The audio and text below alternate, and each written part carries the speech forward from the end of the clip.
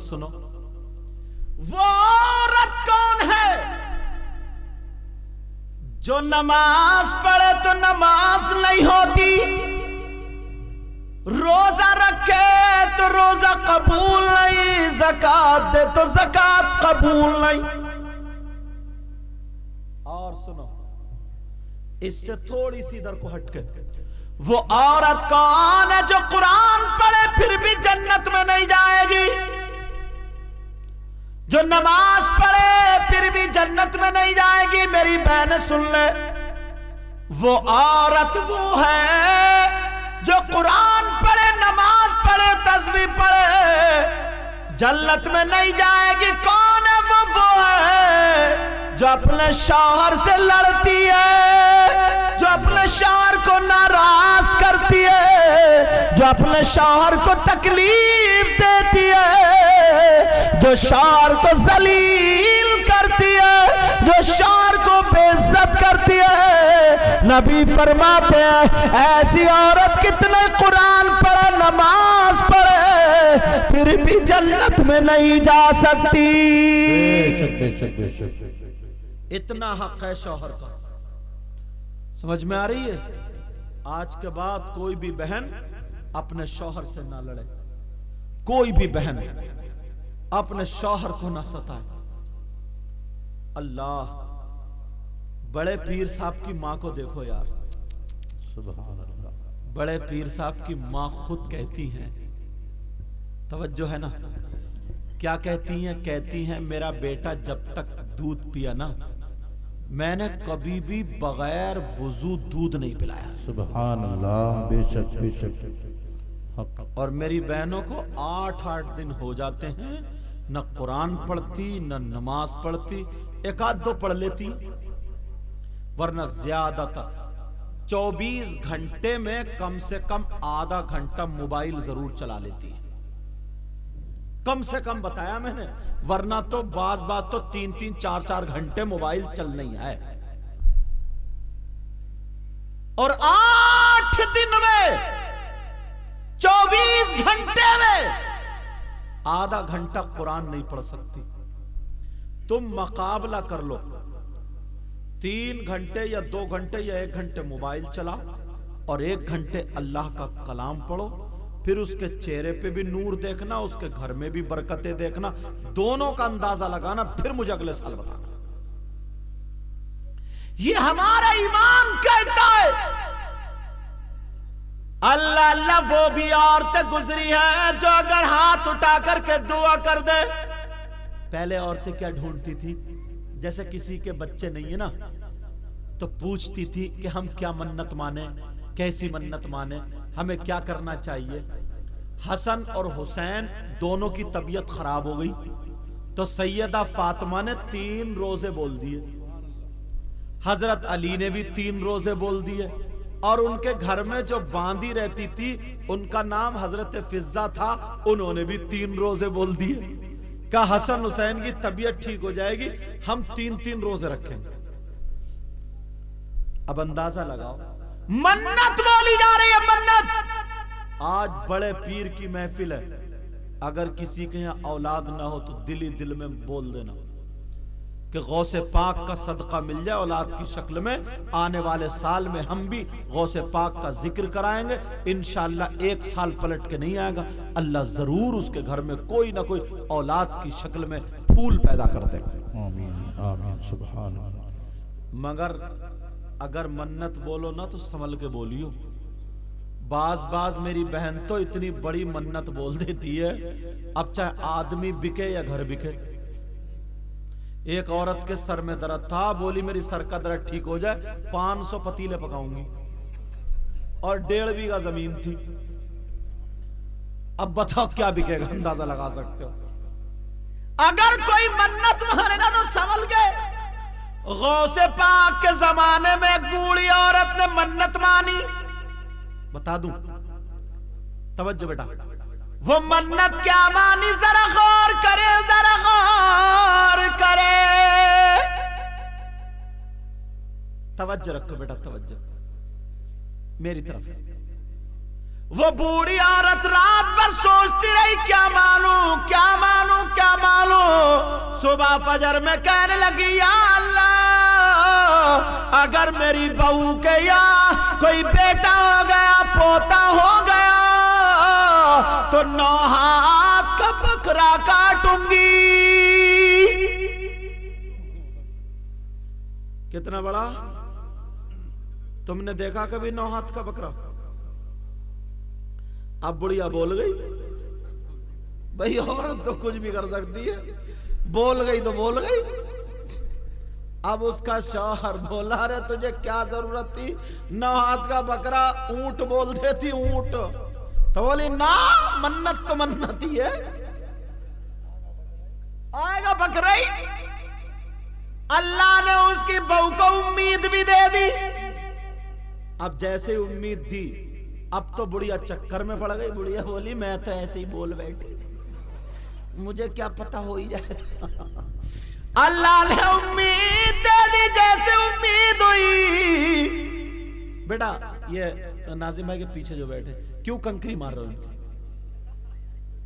मैं तुम्हें देख रहा हूं। हाँ, तवज्जो रखो, तवज्जो। अब ठीक रहोगे ना? 9 हाथ का बकरा बोल गई। अल्लाह ने उम्मीद दे दी। अब ढूंढती फिर रही है बकरे खरीदने बेचने वालों से। 9 हाथ का बकरा मिले तो बता। का बुढ़िया तू पागल हो गई है क्या? 9 हाथ का बकरा कहीं मिलता है? बड़ी मुश्किल से 5 हाथ का मिल गया। अब ढूंढती फिर रही है मुफ्तियों से, साहब मैंने 9 हाथ। और बहू इतनी खतरनाक थी, औरतों ने कह दिया अगर बकरा नहीं मिला तो तेरा बच्चा मर जाएगा, ठीक नहीं रहेगा। औरतें ऐसी निकालती है, मन्नत पूरी होनी चाहिए। बहू भी इतनी खतरनाक थी, छुरी चांडे बैठी थी, या तो बकरा कटेगा या फिर ये बुढ़िया कटेगी। यहां तो अब बुढ़िया परेशान, बकरा तो मिलेगा ही नहीं, बारी मेरी है। अब बुढ़िया ढूंढती फिर रही है, ढूंढती फिर रही है, मिल जा मुफ्तियों के पास गई। एक मुफ्ती साहब बोले, बूढ़ी बूढ़ी माँ 3 बकरे जोड़ लेना। कितने जोड़ लेना? कहा 3 बकरे जोड़ लेना। बोली नहीं, काटूंगी भी एक ही। अब बुढ़िया ढूंढ रही है, बुढ़िया गई, कटेगा जरूर, या तो बुढ़िया या बकरा। अल्लाह अल्लाह मुफ्ती साहब के पास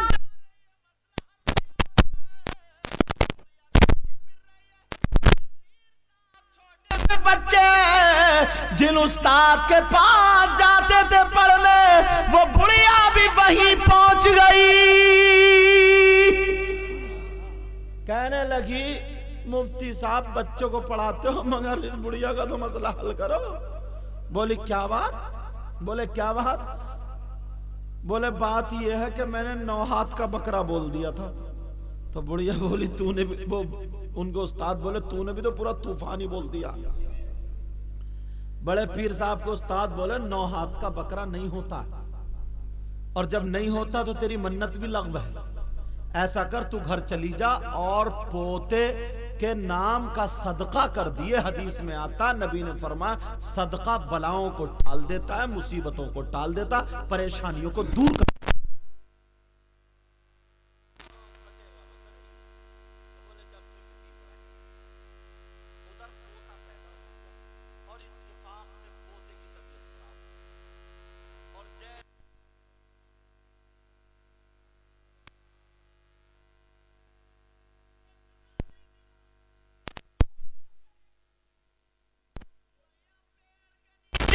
रो रही थी, तो मैं अपनी बहनों से कहूंगा जरा छोटी सी मन्नत बोल दियो, कहीं बड़ी बोल दो जमीन उमीन बेचना पड़े ना।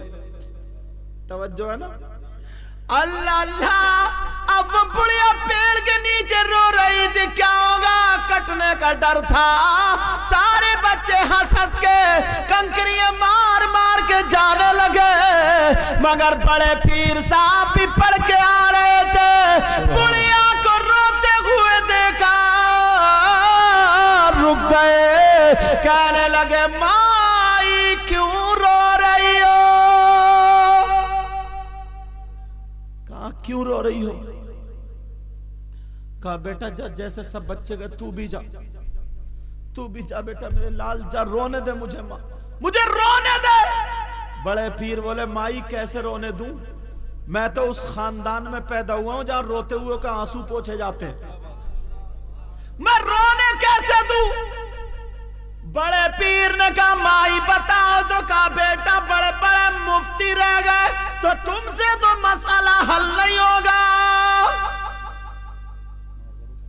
तवज्जो है ना मेरी तरफ, इनके लिए तो कब छोटे लग रहे हैं मुझे।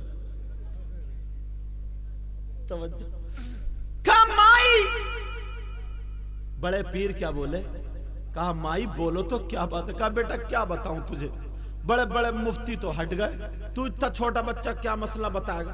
उस बुढ़िया को क्या पता था ये हजरत अली का पोता है। सुभान अल्लाह, सुभान अल्लाह। नबी ने खुद फरमाया था अना मदीनतुल इल्मी व अलीयुन बाबुहा, मैं इल्म का शहर हूं, अली उसका दरवाजा है। बेशक। क्या पता था ये हजरत अली का पोता है। कहा माई बताओ तो हो सकता मसला हल हो जाए। बुढ़िया संभल के बैठी, अच्छा बेटा जब नहीं मानता तो एक बात बता, तूने कभी 9 हाथ का बकरा देखा है। बड़े पीर बोले मतलब 9 हाथ का बकरा। बोली यही तो मेरी मत मारी गई, मैंने सोचा समझा नहीं, पहले बोल गई। ऐसे मेरी बहनें कभी कभी सोचती समझ में बाद में पहले बोल जाएं, अब पिट कुट के कह रही है गलती तो मेरी थी। अब बताओ पिटने से पहले ही सोच लेती गलती मेरी थी। अल्लाह अल्लाह। बड़े पीर कहने लगे माई क्या मतलब का 9 हाथ का बकरा बोल दिया। बड़े पीर बोले फिर मिला या नहीं मिला, का नहीं मिला। बड़े पीर बोले कितना बड़ा मिला। बुढ़िया बोली 5 हाथ का मिल गया। बड़े पीर बोले माई आंसू पोंछ लो, मुझे अपने घर ले चलो, मैं तुम्हारे 5 हाथ वाला बकरा 9 हाथ का कर दूंगा। अब तो बोली जाओ सुभान अल्लाह। बुढ़िया बोली बेटा एक मर्तबा और सोच ले देख। कहा नहीं चलो, कहा चल। कहा चलो। अल्लाह अल्लाह। बड़े पीर चले, बुढ़िया चली, उधर ऐलान हो गया। गौर से सुनने की बात है बेटा।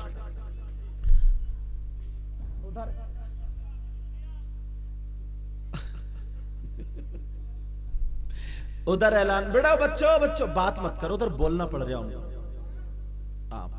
उधर ऐलान हो गया कि मुफ्ती साहब आ रहे हैं। वो समझ रहे ना बहुत बड़ा साफा होगा, बड़े मुफ्ती 2-4 आदमी साथ में। उधर छोटे से बच्चे, वो थे कौन, लेकिन बड़े पीर साहब थे। आए हाय। अब जैसे ही साथ में बड़े पीर साहब का बुढ़िया का घर भर गया कि 9 हाथ के बकरे वाली बुढ़िया आ रही है।